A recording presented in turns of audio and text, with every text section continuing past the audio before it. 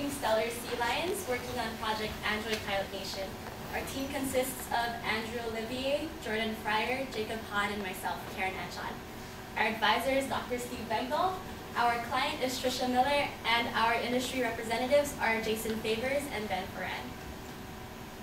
This is the overview of our presentation. I will introduce the product as well as talk about the Android platform. Jacob will talk about the project design, Jordan will give a demonstration, and Andrew will end their presentation with the project challenges and the conclusion. Android Pilot Nation's end-all goal is to promote the University of Portland Pilots athletics in a fun and innovative way. And so our project provides a base framework for future developers to enhance upon, to add additional functionality on top of our project. We provide two sub-applications, which are the newsfeed activity and the calendar activity that Jacob will discuss in a different slide. The Android platform. We chose the Android platform for 3 different reasons. The first reason is that for us specifically, it is developer friendly. The Android uses Java as its native programming language, and it is also a programming language that we are very familiar with because of the classes that we have taken here at the University of Portland. And this helped reduce the amount of overhead of learning a new language on top of learning about the Android architecture as well. The second reason is that it is easy to publish our application online. The Android requires a $25 registration fee and not an annual fee, which is a good thing. And it also had a minimal approval process for our application to be on the marketplace. And finally, the market share for the Android is on the rise. As you can see, as of February 2010, the Android mobile operating system traffic has been rising towards the iPhone's traffic. And finally, we chose Android OS version 2.1 because it is relatively new and compatible with about 94% of the Android market, which are the green shades on that pie chart. And now Jacob will discuss the Android Pilot Nation and its project design. Okay, so Android Pilot Nation consists of the API, which is a tool for developers to easily extend our application, the central menu and activity organizer, and then the Android Pilot Nation activities, which are sub-applications of Android Pilot Nation. We provided 2 sample activities, the newsfeed and calendar. Our team has logged approximately 500 man-hours into the project, resulting in 7,300 lines of code. So this is the schematic of our project. We have the Android platform, which Karen just discussed. And then we have our Android Pilot Nation API, which interacts with the Android platform. And on the far right, you have the Android Pilot Nation activities, which are written by separate developers and plug into our API. So the API is a way for future developers to interface with the existing Android Pilot Nation functionality. This provides a safer way to extend the application and allows for a more cohesive overall application. And then internally, it's made up of subcomponents. There's the driver, which controls the application and interfaces with the Android operating system. And then there are these storage helper classes, which provide a safe way for developers to interact with the Android device's storage. So we have the central menu and activity organizer. This keeps track of the Android Pilot Nation activities, and it maintains the state of the application as a whole. And then graphically, you can see it creates an icon bar at the top, which allows users to switch between the activities they want. Now the first sample activity we created was the newsfeed. This retrieves and displays RSS feeds pertaining to Portland Pilot Athletics.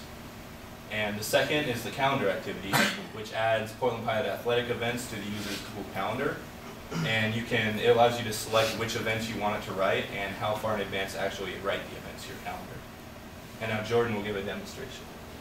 Okay, well first of all, here's Android Pilot Nation running on our developer phone that we purchased. And because not everyone can see this, we're going to run it up on the emulator here. But just remember that you can download it for free on the Android Marketplace, just Android Pilot Nation beta. Let's see if we got this up. Okay, so this is the emulator. And know about the emulator, it basically fakes being an Android device. And as such, it runs a little slower than the actual one, so just bear with me. But we click here on Android Pilot Nation icon on your phone, and if anyone actually has Android, you could be playing along with us. But at the top, we have that menu organizer that Jacob was talking about with the calendar, the home page that we get started off in when we launch the application, and the news feed. So in this home, when we press the menu button on your Android device, we'll launch our menu subsystem. That consists of the info item, which will tell more about us when it's clicked and like our project and what we're about. And then there's also the help item, which gives a nice little drop downs. You can scroll through and look for different topics that might help you get used to the application. And then the settings is the important one. The settings item, when clicked, it will allow you to toggle on and off different functionality pertaining to this. And this might be helpful because future developers might add a lot of functionality to Android Pilot Nation. You might not want it up there at the top, and so it'll toggle them off, so you don't have to be bothered by it. But let's move now to the news feed here. So news feed consists of 16 buttons there, each pertaining to an RSS feed associated with Portland athletics. We have like general stories and top stories, and then men's and women's sports. So let's go to the men's basketball. If you click on that button, for example, it'll bring up a list of all the current news events pertaining to that sport type that you clicked on. And so you can get more information by clicking on one of them, and it will download any images that are associated with this feed. There's more information at the bottom. The nice thing is this will download these feeds when you're, so you can feed them, you can read them when you're offline as well. And when you go to the front here, we also have a refresh all button that will allow you to download them all to your SD card, and then they'll flash if there's new things to read on them. So that way you're notified of it. Now going over to the calendar activity over here, it's pretty simple. It just has a countdown timer until the next sync with your Google Calendar. And then below that, it says an error message from the last sync. So in this case, we haven't entered any information about our Google account. And then at the very bottom, it says the events to write to the calendar. In this case, there's none. So we can change that. We can go into our menu subsystem again and click on settings. And here you can select what type of sports you want, for example. It's hard to see on the projector, but it's a list of different unhighlighted sports, and you can click them on. So for example, I want to be notified of home games, women's soccer, men's basketball. Then also you can select how far forward you want to write into your calendar, and once again, just because of the projector, it's hard to see. You have different options. In case if you just want to be notified of events with Portland athletics coming up only in a week in advance, you can go up to like 6 months. And then lastly, you actually enter your Google account information. It's encrypted if you choose to save it on your phone, so you can't, hopefully it's more protected that way. And also that way you don't have to re-enter it every time. And so when we back out of this menu system, you saw really briefly it said syncing, but of course it realized, well, you don't really have any information entered, so I can't sync. But at the bottom, you can also see that we now are going to be trying to write women's soccer and men's basketball home games to our calendar, and this will automatically update your calendar. So that's pretty much it for our demonstration. Andrew will now talk about the challenges that we have overcome. Thanks, Jordan.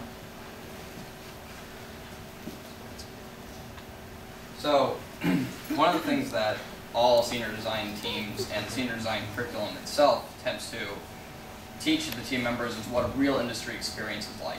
And part of that is things going wrong. And for us, we had two major project challenges. The first one, and just sort of happened throughout the project, was interfacing with the Android API. The Android API and the making the calendar activity. The Android API itself is relatively new, so there are a lot of undocumented issues and little quirks that aren't quite mentioned. Those are especially prevalent in the graphical user interface, where there'll be things that you try and do, and then it'll just be like something that they don't mention that you have to do to make them work, or they just don't actually do anything at all. And the calendar activity. Originally, we were planning on syncing directly with the on-phone calendar that's on every phone. However, that didn't work. There was no official way for us to do that, so we tried a few hacks to see if we could get it to work anyways. Those didn't work. So we decided to use Google Calendar, since Google Calendar has a well-used and well-known API. Except for the Google Calendar API only works on desktop applications, and they actually block you from doing stuff on the phone. So we decided to try a few more hacks to see if we could get that to work. We actually managed to find a hack that worked this time. And the only caveat was that we could only write events to the calendar, we can't modify or delete them. And in order to help mitigate any potential damage that a bad event could do, where you just write events to your entire calendar, then you have to delete them yourself, we made it so that you choose how far in advance to write the events, as Jordan demonstrated. So now we just needed the data for the calendar events themselves. We originally planned on getting that data from the University of Portland IT department, but they weren't in charge of it. Instead, a third-party company called Sidearm Sports, who was hired to host the Portland Pilots website, was. So we went to the site and we found 3 links to data that looked like we could use. However, only one of them actually downloaded a non-empty file. And that file was also hidden through an unknown JavaScript call. But we managed to find a hack around that. So, however, when we tried the hack on the Android, the website redirected us to their mobile webpage, and we then couldn't get to the file from there. So we decided we should probably contact them and see if they could help us out. They responded that they didn't know if they could help us because they actually offer a product that directly competes with us. And a week goes by with no response. So we asked them if they confirm whether or not they could actually help us. They respond to us and they say that they don't know to what extent they could help us, but they gave us a link that allowed us to download the file. But the downloaded file had wrong time zone data in it.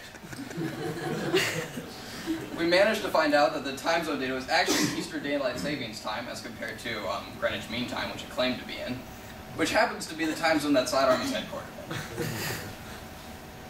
in. In the end, the calendar is finally working, and Sidearm is actually trying to figure out why the time zone data is wrong. So, in conclusion, Android Pilot Nation is an Android application that features RSS feed and Google Calendar integration. There is a lot of demand for additional functionality out there. We've gotten that from both our beta testers and our client. And thankfully, we have an API that will allow future developers to cohesively add on and easily add on that functionality. Are there any questions?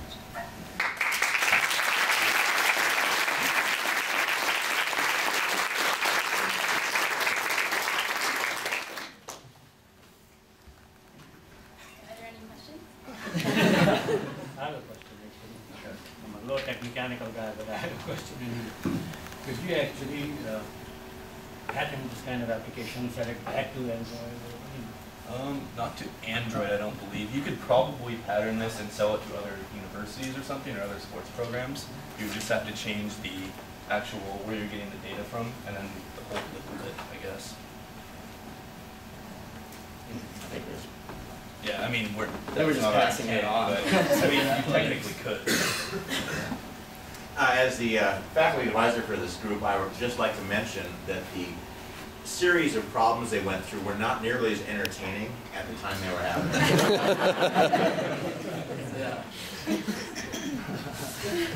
them. So for this product, like the use in the future, who is going to be in charge of like maintaining the RSS feeds? Those are actually on the website, the Portland Pilots website. Okay. So unless a link change, It'd be Sidearm Sports, so yes. Yeah.